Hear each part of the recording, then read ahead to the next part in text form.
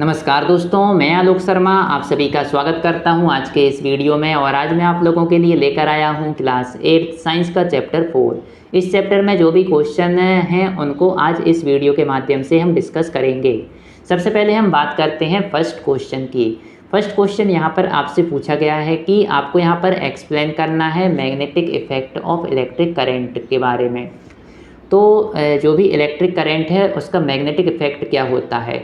जब भी आप कोई एक वायर लेते हैं और उसमें से आप जब इलेक्ट्रिसिटी को फ़्लो करते हैं तो कोई भी आपका वायर जिसमें से करंट फ़्लो हो रहा है तो उस करंट के साथ साथ उसमें क्या होता है, उस वायर के चारों ओर वहाँ पर एक मैग्नेटिक फील्ड भी जनरेट हो जाती है और यही कहलाता है magnetic effect of electric current. इसी को यहाँ पर बताया गया है कि जब भी आप यहाँ पर इलेक्ट्रिक करंट को फ्लो करेंगे किसी वायर से तो ये आपका एक मैग्नेट की तरह भी यहाँ पर बिहेव करने लगता है और वहाँ पर एक मैग्नेटिक फील्ड क्रिएट हो जाती है और यही जो इफ़ेक्ट है आपका मैग्नेटिक इफ़ेक्ट कहलाता है। जब भी आप किसी मैग्नेटिक ऑब्जेक्ट को उस वायर के पास में लाएंगे, जैसे कि आप किसी जो मैग्नेटिक कंपास आपने देखा होगा उसमें जो नीडल होती है जो डायरेक्शन को रिप्रेजेंट करती है, तो जैसे ही किसी मैग्नेटिक कंपास को आप किसी इलेक्ट्रिक वायर के पास में लेकर जाएंगे तो वहाँ पर वो डिफ्लेक्ट हो जाती है, थोड़ी सी वहाँ पर हिल जाएगी। तो वो किस कारण होती है, उसी मैग्नेटिक इफ़ेक्ट के कारण। तो मैग्नेटिक इफ़ेक्ट को आप इस प्रकार से भी वहाँ पर चेक कर सकते हैं कि किसी कोई भी वायर के पास जिसमें से इलेक्ट्रिक करंट वहाँ पर फ्लो हो रहा है, वहाँ पर आप किसी मैग्नेटिक ऑब्जेक्ट को लाएंगे तो वहाँ पर आप मैग्नेटिक इफ़ेक्ट को देख सकते हैं। इसको एक एक्टिविटी के द्वारा भी हम समझ सकते हैं। एक्टिविटी में भी आपको क्या करना है, एक यहाँ पर स्ट्रेट वायर लेना है, बैटरी लेना है, स्विच लेना है और कंपास लेना है। बस आपको इस वायर को बैटरी से कनेक्ट कर देंगे आप, जिससे और उसके बाद जो स्विच है उसको ऑन कर देंगे तो क्या होगा, वायर में से आपका जो करंट है वहाँ पर फ्लो होना स्टार्ट हो जाएगा और उस समय आप जब नीडल को वहाँ पर ले जाएंगे, कंपास को मैग्नेटिक कंपास को लेकर जाएंगे तो उसमें जो नीडल है वहाँ पर वो डिफ्लेक्ट वहाँ पर हो जाएगी। जैसे ही आप स्विच को ऑफ करेंगे तो ये अपनी जो भी ओरिजिनल पोजीशन उसकी थी वापस उसी पोजीशन पर आ जाएगी। तो इससे हमको पता चला कि जो हमारा मैग्नेटिक इफ़ेक्ट है वो कब तक वहाँ पर रहा, जब तक उसमें से इलेक्ट्रिक करंट फ्लो होता रहा। जब तक उसमें इलेक्ट्रिक करंट फ्लो हो रहा था तब तक उसके चारों ओर वो मैग्नेटिक इफ़ेक्ट वहाँ पर था। तो इससे हम ये निष्कर्ष निकाल सकते हैं कि जो इलेक्ट्रिक करंट है वहाँ पर प्रोड्यूस करता है मैग्नेटिज्म को और जो मैग्नेटिक फील्ड है वो केवल कब तक एग्जिस्ट होती है, जब तक करंट फ्लो होता है और जैसे ही करंट स्टॉप होती है तो मैग्नेटिक इफ़ेक्ट वहाँ पर डिसअपीयर हो जाता है। सेकंड है यहाँ पर आपको इलेक्ट्रोमैग्नेट क्या होता है और इसके कंस्ट्रक्शन, वर्किंग और प्रॉपर्टी के बारे में यहाँ पर आपको लिखना है। तो electromagnet is a temporary magnet produced when electric current flow through a coil of wire. तो आप कोई भी कॉइल ऑफ वायर को लेंगे और उसमें से जब आप इलेक्ट्रिक करंट को फ्लो वहाँ पर आप करेंगे तो उसमें क्या होगा, वहाँ पर वो आपका एक इलेक्ट्रोमैग्नेट की तरह वहाँ पर काम करेगा। तो इलेक्ट्रोमैग्नेट एक टेम्परेरी मैग्नेट होता है, जब तक उसमें से वो करंट फ्लो होगा तब तक वहाँ पर उसमें मैग्नेटिक फील्ड भी उसके चारों ओर वहाँ पर रहेगी और तभी तक वह आपका एक मैग्नेट की तरह वहाँ पर काम करेगा। तो यही होता है आपका इलेक्ट्रोमैग्नेट, एक टेम्परेरी मैग्नेट है आपका और प्रोड्यूस होता है जब आप इलेक्ट्रिक करंट को फ्लो करते हैं कॉइल ऑफ वायर में से। इसके कंस्ट्रक्शन को आप कैसे कर सकते हैं, यहाँ पर आपको एक लोहे की कील लेना है, आयरन नेल लेना है, उसके चारों ओर आप वायर को लपेट देंगे वहाँ पर, जिससे वो एक कॉइल की तरह काम करने लगेगी और उसके बाद उसको आपको कनेक्ट कर देना है बैटरी से और जब तक करंट फ्लो होगा तब तक मैग्नेटिक फील्ड वहाँ पर प्रोड्यूस होगा और जो आयरन नेल है वहाँ पर एक मैग्नेट की तरह वहाँ पर काम करेगी। जैसे ही करंट स्टॉप हो जाएगा तो जो मैग्नेटिज्म है वहाँ पर डिसअपीयर हो जाएगा, गायब हो जाएगा। इलेक्ट्रोमैग्नेट की प्रॉपर्टी के बारे में बात करें तो ये आपका एक टेम्परेरी मैग्नेट होता है। इसमें भी दो पोल होते हैं यहाँ पर, नॉर्थ और साउथ, जैसे किसी मैग्नेट में रहते हैं और इसकी जो स्ट्रेंथ है उसको आप कंट्रोल कर सकते हैं। कैसे कर सकते हैं वो भी आपको अभी बताऊंगा मैं। Polarity can be reverse by changing current direction, और जो उसके पोल होते हैं नॉर्थ और साउथ, उनकी डायरेक्शन भी वहाँ पर आप चेंज कर सकते हैं यदि आप करंट की डायरेक्शन को वहाँ पर चेंज करेंगे। इसकी एक एक्टिविटी अभी मैं आपको बताऊंगा जिससे आपको ये और अच्छे से क्लियर हो जाएगा। अब यहाँ पर आप क्या है कि इसको आप स्विच ऑन और ऑफ़ कर सकते हैं, जिससे आप उसको कंट्रोल कर सकते हैं। यदि आपने स्विच को ऑफ़ कर दिया तो फिर वो क्या है, वहाँ पर इलेक्ट्रोमैग्नेट में से जो आपका एक मैग्नेटिक इफ़ेक्ट था उसमें तो वहाँ पर वो डिसअपीयर हो जाएगा। इसके बाद इसकी स्ट्रेंथ को भी आप चेंज कर सकते हैं। कैसे करेंगे आपको आगे इसमें पॉइंट में मैंने आपको बताया है। और इसके बाद ये सेफ़ होता है और ज़्यादा यूज़फुल होता है परमानेंट मैग्नेट के कंपैरिजन में। ये देखिए यहाँ पर आयरन की नेल ली गई है, ये बैटरी है, इससे इसको जोड़ दिया गया है। और ये बैटरी आप ले रहे हैं तो इसमें आपको यहाँ पर प्लस का साइन दिखेगा, यहाँ पे माइनस का साइन दिखेगा बैटरी में। तो यदि आप ये बैटरी यहाँ पर उल्टी लगा देंगे तो इसके जो नॉर्थ और साउथ पोल हैं इस इलेक्ट्रोमैग्नेट के वहाँ पर, तो वो वहाँ पर चेंज हो जाएंगे। अब हम बात करते हैं थर्ड क्वेश्चन की। तो थर्ड क्वेश्चन में आपको यहाँ पर बताना है कि ऐसे कौन से फैक्टर हैं जो आपकी इलेक्ट्रोमैग्नेट की स्ट्रेंथ को अफेक्ट करते हैं। इससे पहले वाले क्वेश्चन में मैंने आपको बताया था कि मैं अभी आपको समझाऊंगा कि इलेक्ट्रोमैग्नेट की जो स्ट्रेंथ है उसको आप कैसे वहाँ पर चेंज कर सकते हैं। तो इस क्वेश्चन में आप देखेंगे यहाँ पर कि जो इलेक्ट्रोमैग्नेट है उसकी स्ट्रेंथ को आप वहाँ पर कंट्रोल कर सकते हैं। और ऐसे कौन कौन से फैक्टर हैं जो उसकी स्ट्रेंथ को अफेक्ट करते हैं वहाँ पर। तो यहाँ पर आप ये 3 पॉइंट देख सकते हैं। Number of turn off coil में जो नंबर ऑफ टर्न है उसके द्वारा भी आप इलेक्ट्रोमैग्नेट की स्ट्रेंथ को वहाँ पर चेंज कर सकते हैं। यदि आप कॉइल में जो नंबर ऑफ टर्न है वहाँ पर जो आपने ऐसे उसको चारों तरफ ऐसे लपेटा था वायर को, वो यदि आपके यहाँ पर ज़्यादा हैं, ज़्यादा टर्न वहाँ पर हैं, तो जो मैग्नेटिक फील्ड है वहाँ पर ज़्यादा स्ट्रॉन्ग वहाँ पर होगी।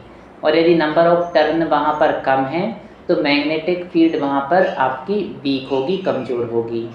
इसके बाद अमाउंट ऑफ करेंट, जो वायर में आप करंट फ्लो कर रहे हैं वो यदि ज़्यादा करंट फ्लो कर रहे हैं तो वहाँ पर स्ट्रॉन्ग रहेगी मैग्नेट हमारी, और यदि कम करंट फ्लो करेंगे तो वहाँ पर वीक मैग्नेट हमको वहाँ पर मिलेगी। नेचर ऑफ कोर, जो आपने आयरन की नेल ली थी इसके पहले एक एक्टिविटी में, तो उसका जो नेचर है वहाँ पर, तो उस पर भी ये डिपेंड करता है कि आपने लोहे का कोई ऑब्जेक्ट वहाँ पर लिया है या किस चीज़ का वहाँ पर जो आपने वहाँ पर ऑब्जेक्ट लिया है उस पर भी वो डिपेंड करेगी nature of core. Iron core increase strength, यदि आपने आयरन का कोई वहाँ पर ऑब्जेक्ट लिया है जिसके चारों ओर आपने वायर को लपेटा है तो आपकी स्ट्रेंथ जो है वहाँ पर ज़्यादा इंक्रीज होगी। और यदि आप कोई वहाँ पर कोई भी आपने वहाँ पर ऑब्जेक्ट नहीं लिया है, उस कॉइल के बीच में आपने कुछ भी नहीं रखा है वहाँ पर, तो आपको एक वीक मैग्नेट वहाँ पर मिलेगी। तो स्ट्रेंथ जो होती है किसी भी इलेक्ट्रोमैग्नेट की वो आप इंक्रीज कर सकते हैं। कैसे?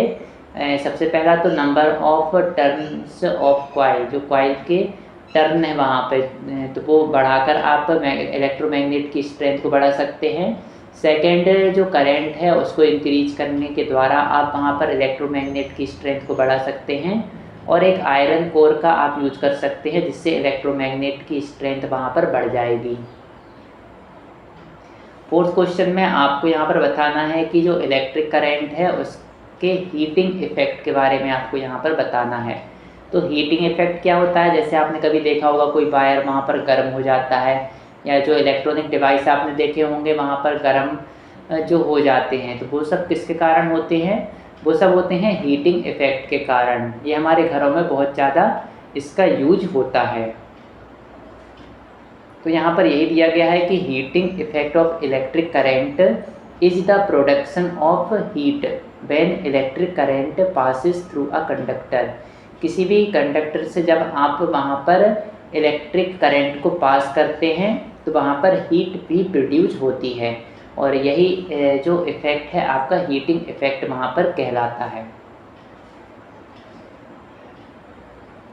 और इसका कारण क्या है कि जब भी करंट फ्लो होती है तो इसमें ये एक रेजिस्टेंस को भी फेस करती है। ये रेजिस्टेंस आपका कन्वर्ट हो जाता है इलेक्ट्रिकल एनर्जी में। ये जो रेजिस्टेंस है ये आपका कन्वर्ट कर देता है इलेक्ट्रिकल एनर्जी को हीट एनर्जी में। तो बस आपको याद रखना है हीटिंग इफ़ेक्ट क्या है। हीटिंग इफ़ेक्ट जब भी कोई इलेक्ट्रिक करंट पास होता है किसी कंडक्टर से तो थोड़ी सी वो हीट भी प्रोड्यूस करता है वहाँ पर, यही कहलाता है हीटिंग इफ़ेक्ट। और इसका कारण ये है कि जब भी करंट फ्लो होगा तो ये एक रेजिस्टेंस को भी फेस करता है और यही रेजिस्टेंस एक इलेक्ट्रिकल एनर्जी को हीट एनर्जी में वहाँ पर कन्वर्ट कर देती है। यहाँ पर भी आपको कुछ फैक्टर दिए गए हैं जो अफेक्ट करते हैं हीट को। तो सबसे पहले अमाउंट ऑफ करंट, सेकंड है टाइम ड्यूरेशन, थर्ड है मटेरियल ऑफ वायर और फोर्थ है length and thickness of wire. तो ये सभी ऐसे फैक्टर हैं जो आपके हीटिंग इफ़ेक्ट को वहाँ पर प्रभावित करते हैं। इसके बाद इसके एग्जाम्पल दिए हैं electric iron, heater, kettle, toaster. तो ये सब आपके जो इलेक्ट्रॉनिक डिवाइस आप यूज़ करते हैं इन सब में हीटिंग इफ़ेक्ट ही वहाँ पर काम करता है। डिसएडवांटेज क्या है? डिसएडवांटेज है इसमें वायर में एनर्जी लॉस होती है और एक और डिसएडवांटेज है ओवर हीटिंग में कॉज फायर। तो वही जो हीटिंग इफ़ेक्ट है उसके कारण क्या होता है, वायर में से जो इलेक्ट्रिक करंट फ्लो हो रहा था तो वो रेजिस्टेंस को फेस कर रहा था, तो उसमें क्या होता है जो एनर्जी है उसका थोड़ा सा वहाँ पर लॉस हो जाता है। और ओवर हीटिंग के कारण क्या होता है, कई बार आग लगने का खतरा भी वहाँ पर रहता है। ये आप देख सकते हैं, ये एक यहाँ पर बैटरी है, ये वायर है और इसको आपने यहाँ पर एक वायर यहाँ पर जोड़ दिया है। जैसे इसको आप इससे कनेक्ट करेंगे तो क्या होगा, आपका ये पूरा एक यहाँ से इलेक्ट्रिसिटी फ्लो होना स्टार्ट हो जाएगी। तो इसमें क्या होगा कि ये वायर यहाँ पे कुछ देर बाद आप देखेंगे कि ये गर्म हो जाएगा। तो गर्म क्यों हो गया, वही उसी हीटिंग इफ़ेक्ट के कारण।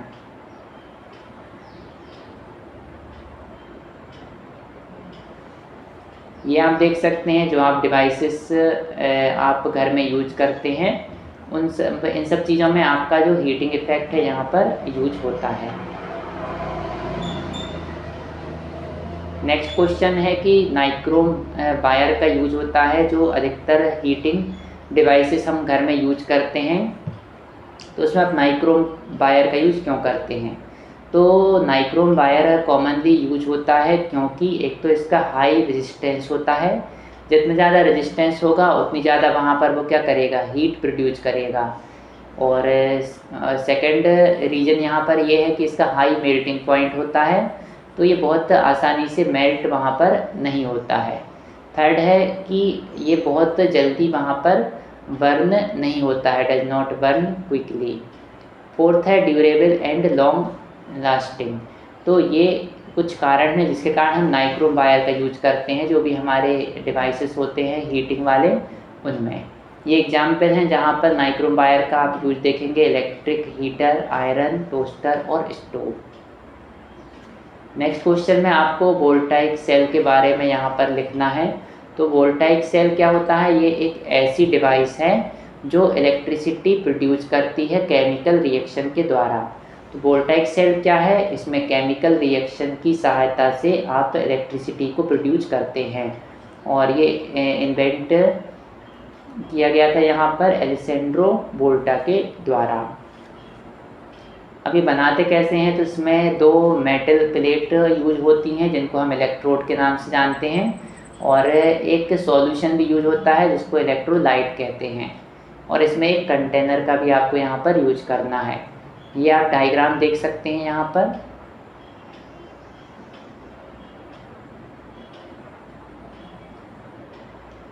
तो टू डिफरेंट मेटल प्लेट यहाँ पर आप देख रहे हैं, ये दो आपको मेटल की प्लेट यहाँ पर दिख रही हैं। इलेक्ट्रोलाइट सॉल्यूशन, ये जो सॉल्यूशन दिख रहा है ये इलेक्ट्रोलाइट है और इसके बाद इसमें एक लैंप भी यहाँ पर आपको देख रहे हैं और ये एक वायर है जिसके द्वारा आपने इसको कनेक्ट किया गया है और ये इलेक्ट्रोड कहलाती हैं, ये जो आप देख रहे हैं। ये जो दो आप देख रहे हैं इलेक्ट्रोड 1 इलेक्ट्रोड 2। तो बस इसकी वर्किंग क्या होती है कि केमिकल रिएक्शन होता है इसमें इलेक्ट्रोड और इलेक्ट्रोलाइट के बीच में।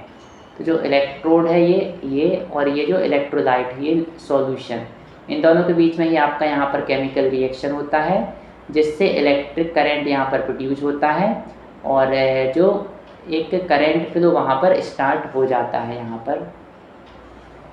तो ये था आपका वोल्टाइक सेल। 7th क्वेश्चन में आपको बताना है ड्राई सेल और रिचार्जेबल बैटरी के बारे में यहाँ पर आपको बताना है। तो ड्राई सेल क्या होते हैं, ये आपके टेम्परेरी यूज के लिए सुइटेबल होते हैं, जबकि रिचार्जेबल बैटरी क्या होती हैं, ये इन्वायरमेंट फ्रेंडली होती हैं और रीयूजेबल होती हैं। यहाँ पर आप डिफरेंस इस प्रकार से लिख सकते हैं। ड्राई सेल क्या है, केवल एक बार ही इनको आप यूज कर सकते हैं और एक बार यदि ये ख़राब हो गए, पूरी तरीके से डिस्चार्ज हो गए, यदि ख़राब हो गए हैं फिर ये यूज के नहीं होते हैं। रिचार्जेबल बैटरी क्या होगा, इसको आप कई बार यूज़ कर सकते हैं, यूज्ड मैनी टाइम्स। और ड्राई सेल को आप रिचार्ज वहाँ पर नहीं कर सकते हैं और जो रिचार्जेबल बैटरी हैं उनको आप रिचार्ज कर सकते हैं वहाँ पर। और ड्राई सेल होते हैं आपको इनिशियली यहाँ पर सस्ते लगेंगे आपको, और रिचार्जेबल बैटरी क्या है, कॉस्टली लगेंगी इनिशियली बट इकोनॉमिकल लेटर। शुरू में थोड़ी सी आपको महंगी लगेंगी, लेकिन ये क्या है, बार बार इनको आप रिचार्ज वहाँ पर कर सकते हैं, तो आगे चल के ये आपको फ़ायदा ही देती हैं। ड्राई सेल आप जो टॉर्च में यूज करते हैं वो हो जाएगा यहाँ पर। रिचार्जेबल बैटरी आपने देखा होगा, यहाँ पर मोबाइल की बैटरी होती है, लैपटॉप की बैटरी होती है, वो आपकी रिचार्जेबल बैटरी होती हैं, उनको आप बार बार चार्ज कर लेते हैं यहाँ पर। ड्राई सेल की प्रॉपर्टी दी है कि ये पोर्टेबल होते हैं, सिंगल यूज होते हैं, ईजी टू कैरी होते हैं। रिचार्जेबल बैटरी रीयूजेबल होती हैं, सेव करती हैं पैसे को और कम वेस्टेज होता है इसमें और इन्वायरमेंट फ्रेंडली होती हैं। नेक्स्ट क्वेश्चन है, यहाँ पे आपको रियल लाइफ एप्लीकेशन लिखना है मैग्नेटिक और हीटिंग इफेक्ट ऑफ करंट के। तो मैग्नेटिक इफेक्ट की एप्लीकेशंस कौन कौन सी हैं इसमें, electromagnets in crane, electric bells, motor and fan, loudspeaker, ये आपके मैग्नेटिक इफेक्ट एप्लीकेशंस हैं। इन जगह आपका मैग्नेटिक इफेक्ट यहाँ पर काम करता है। हीटिंग इफेक्ट की बात करें यदि, तो आपका इलेक्ट्रिक हीटर, आयरन केटल और इमर्सन रॉड, यहाँ पे आपका हीटिंग इफेक्ट काम करता है। ये सभी डिवाइसेस के नाम यहाँ पर आपको याद रखना है। नेक्स्ट क्वेश्चन है कि इलेक्ट्रिसिटी हमारी डेली लाइफ में किस प्रकार से इम्पोर्टेंट है। आप सभी जानते हैं इलेक्ट्रिसिटी का हमारी लाइफ में कितना महत्वपूर्ण यहाँ पर रोल होता है। तो इलेक्ट्रिसिटी बहुत ज़्यादा आवश्यक है। पहला तो ये हमारे घर में लाइटिंग के लिए यूज होती है, और जो भी डिवाइसेस हम घर में यूज करते हैं वो सब भी इलेक्ट्रिसिटी से ही चलती हैं। कम्युनिकेशन डिवाइसेस में भी इलेक्ट्रिसिटी की आवश्यकता होती है। ट्रांसपोर्टेशन में भी जो इलेक्ट्रिक व्हीकल्स होते हैं उनमें भी इलेक्ट्रिसिटी का ही यूज होता है। तो ये सब इसके यूज हो गए। एडवांटेज भी आप कह सकते हैं कि क्लीन सोर्स ऑफ एनर्जी के ये सभी क्लीन सोर्स हैं यहाँ पर इलेक्ट्रिसिटी, और इजी टू कंट्रोल, इसको कंट्रोल भी आसानी से आप कर सकते हैं और आसानी से ये उपलब्ध भी हो जाती है। अब सेफ्टी मेजर यहाँ पर आपको लिखना है जब भी आप इलेक्ट्रिसिटी का यूज करते हैं। तो सबसे पहले तो गीले हाथ हमको जो भी इलेक्ट्रिसिटी से संबंधित जो भी डिवाइसेस हैं उनको गीले हाथ हमको टच नहीं करना चाहिए, और इंसुलेटेड वायर का यूज़ करना चाहिए। ओवरलोडिंग को अवॉइड करना चाहिए, और जब आवश्यकता हो तभी स्विच ऑन रखना चाहिए। Keep away from damaged wire, यदि कोई वायर डैमेज है वहाँ पर तो उससे दूर रहना चाहिए, और प्रॉपर तरीके से प्लग और सॉकेट का वहाँ पर यूज करना चाहिए। इसका जो इम्पोर्टेंस है वो क्या है यहाँ पर कि ये इलेक्ट्रिक शॉक को वहाँ पे रोकता है, फायर एक्सीडेंट को भी अवॉइड करता है यहाँ पर, और इंश्योर करता है सेफ यूजेज। तो आपको मेरा वीडियो पसंद आया हो तो इसको लाइक अवश्य करें, और यदि आपने अभी तक मेरे चैनल को सब्सक्राइब नहीं किया है तो मेरे चैनल को सब्सक्राइब अवश्य करें। और यदि आप कोई सजेशन देना चाहते हैं तो कमेंट में मुझे सजेशन भी दे सकते हैं। आपने मेरे वीडियो को देखा इसके लिए बहुत बहुत धन्यवाद। Thank you.